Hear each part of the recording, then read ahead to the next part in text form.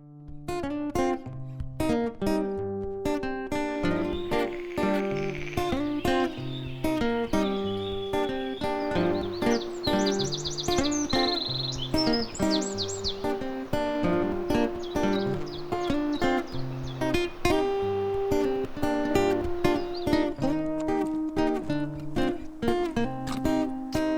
zone humide est un sol qui est gorgé en eau au moins une partie de l'année.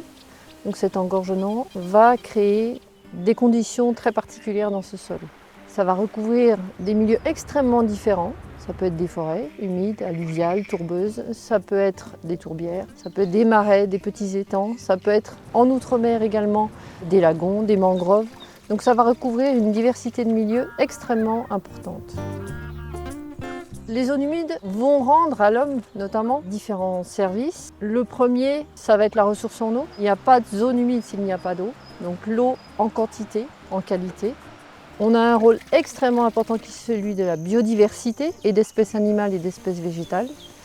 Et puis un rôle qui prend de l'ampleur, et on en a tous conscience aujourd'hui, c'est son rôle dans l'adaptation au changement climatique et dans la lutte contre le changement climatique. N'oublions pas que les zones humides, on va s'y ressourcer, on va s'y promener. Leur qualité picturale inspire énormément, repose et apporte une espèce de bien-être à l'homme qui lui est bien utile.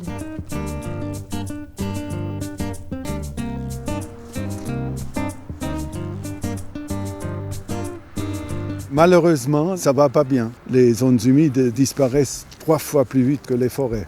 Le 2 février 1971, il y avait 13 pays qui ont signé la Convention sur les zones humides dans la ville de Ramsar, en Iran.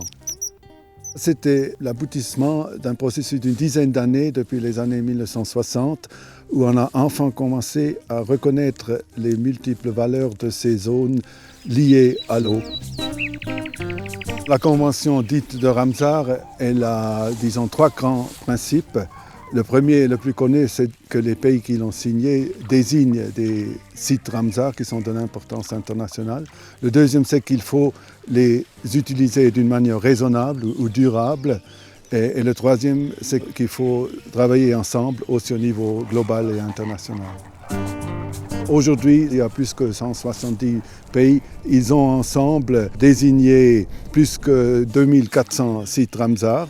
Et la surface de tous ces sites partout dans le monde, ça équivaut à peu près à la taille de l'Argentine.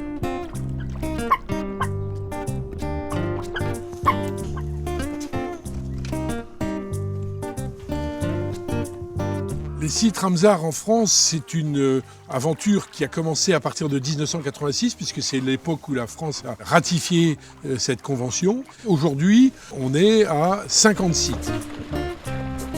Il y a des sites sur le littoral, dans le centre de la France, dans les montagnes, il y en a un peu partout.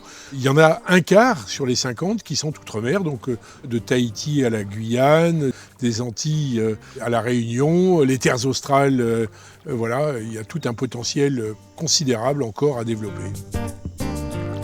La démarche de labellisation, c'est une démarche volontaire, c'est-à-dire qu'il faut qu'il y ait des partenaires de terrain.